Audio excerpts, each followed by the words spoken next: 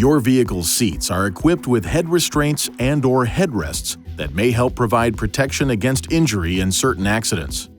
Head restraints and/or headrests may be integrated, adjustable, or non-adjustable. Adjustable head restraints and/or headrests have multiple notches along the stalks to lock them in a desired adjustment position. Non-adjustable head restraints and/or headrests have a single locking notch to secure them to the seat frame. To properly align adjustable head restraints and/or headrests, place the head restraint and/or headrest so its center is in line with the center of the ear. If your ear position is still higher than the recommended alignment, place the head restraint and/or headrest at the highest position. To raise the head restraint and/or headrest, pull up. To lower, press and hold the lock knob while pushing the head restraint and/or headrest down. Please see your owner's manual for further details.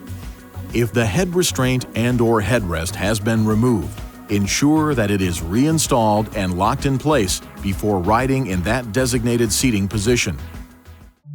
Please see your owner's manual for important safety information, system limitations, and additional operating and feature information.